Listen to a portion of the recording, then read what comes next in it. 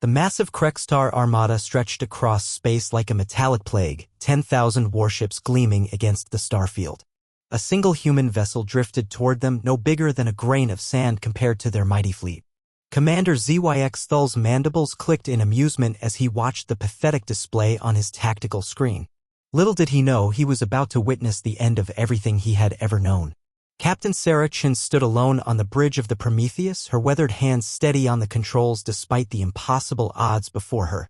The Krekstar Dominion had swept through human space like wildfire, consuming colony after colony with their superior numbers and advanced technology. Earth's combined fleet had fallen in mere hours, leaving scattered survivors to flee into the dark corners of the galaxy.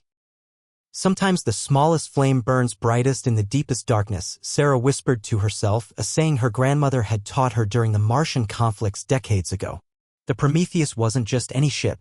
Hidden beneath its modest exterior lay humanity's greatest secret, Project Singularity, a weapon born from desperation and genius. For 3 years, Earth's brightest minds had worked in shadows, combining quantum mechanics with exotic matter in ways that defied conventional physics. They had created something that could rewrite the very fabric of reality. When you have nothing left to lose, you discover what you're truly capable of, Dr. Marcus Webb had told her before the mission began. Now those words echoed in her mind as 10,000 alien ships surrounded her vessel like predators circling wounded prey. The Krekstar had destroyed everything humanity held dear. They had turned Earth's blue skies into ash and reduced proud cities to rubble. But they had made one crucial mistake. They had underestimated the human spirit. Never mistake silence for surrender, Sarah murmured, her finger hovering over the activation sequence that would change the course of the war forever. Commander ZYX Thull's laughter echoed through the command deck of his flagship, the Void Render. His officers joined in the cruel amusement, their chittering voices filling the air with mockery. Look at this pathetic display, ZYX Thull clicked to his tactical officer. One little human ship thinks it can face the might of the Dominion. Their arrogance knows no bounds. The communications array crackled to life as dozens of Krekstar captains opened channels, their voices overlapping in a cacophony of derision. "Shall we end this quickly, Commander?"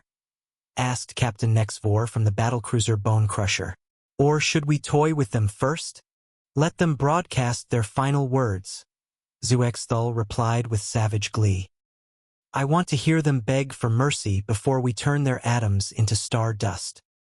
But Sarah Chin had no intention of begging. The Prometheus continued its steady approach, its engines humming with quiet determination. On her tactical display, she could see the alien fleet repositioning themselves, thousands of weapon ports glowing with deadly energy. "They think numbers make them strong," she said to the empty bridge, her voice recorded for history. But sometimes one truth is worth more than 1,000 lies. The Krekstar had built their empire on intimidation and overwhelming force. They had never encountered an enemy that couldn't be crushed by sheer numbers. Their arrogance had grown with each victory, each conquered world adding to their sense of invincibility. "Pride comes before the fall, and they're about to learn that lesson the hard way," Sarah whispered as she began the weapon initialization sequence. Deep within the Prometheus, exotic matter began to resonate at frequencies that shouldn't exist. Quantum fields twisted and folded, creating pockets of space-time that defied every known law of physics. The weapon was more than destructive, it was revolutionary, capable of unmaking matter at the subatomic level.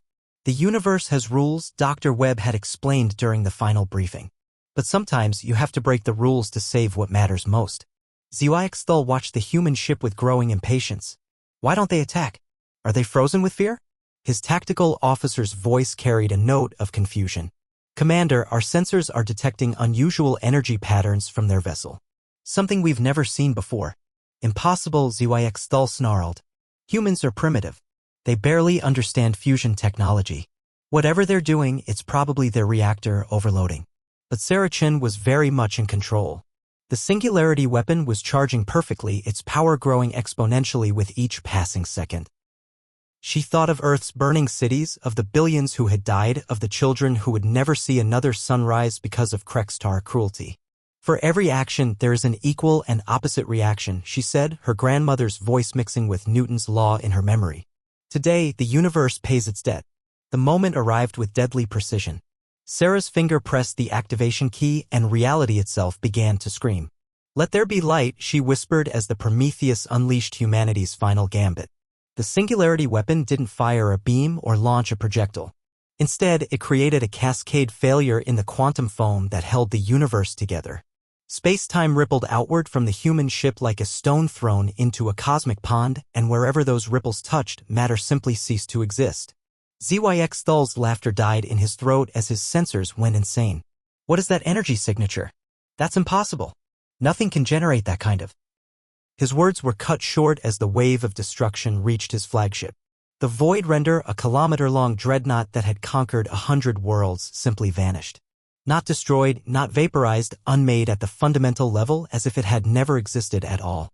"Some lessons can only be learned once," Sarah said calmly as she watched 10,000 ships disappear in perfect silence. The wave continued expanding, catching ship after ship in its inexorable embrace. Massive battlecruisers and nimble fighters alike were reduced to nothing, their crews never even having time to scream. The Krextar fleet, the pride of a galactic empire, was being erased from existence in mere moments. "You wanted to see what humans are capable of," Sarah broadcast on all frequencies, knowing that somewhere, some Krextar ship beyond the weapon's range would hear her words. "Now you know.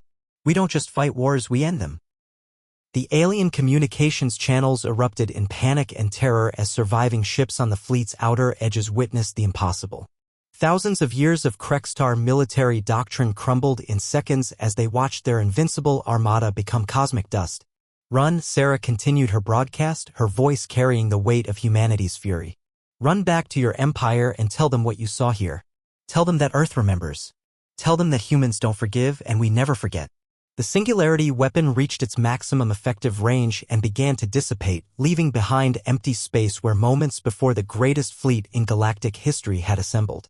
Of the 10,000 ships that had come to finish humanity's extinction, fewer than 50 remained, scattered at the edges of the battlefield like leaves before a hurricane.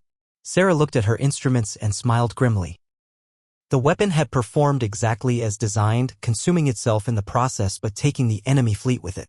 The Prometheus shuddered as its exotic matter reserves finally depleted, leaving her alone in the sudden, profound silence of space. "The smallest candle can light up the darkest room," she said, thinking of her grandmother one last time. News of the Krextar fleet's annihilation spread across the galaxy like wildfire. The surviving alien ships carried word of humanity's impossible weapon back to their homeworld, where the Dominion Council listened in stunned silence to their reports. "We thought we were hunting rabbits," transmitted one shell-shocked captain. "Instead, we found dragons." The Krextar Empire, which had seemed unstoppable just hours before, suddenly found itself facing a terrible new reality. Humanity wasn't just another species to be conquered, they were something far more dangerous. They were survivors who had learned to bite back. Sarah Chin drifted alone in the Prometheus, her ship's conventional systems barely functional after channeling such enormous energies. But she was alive, and more importantly, Earth had time.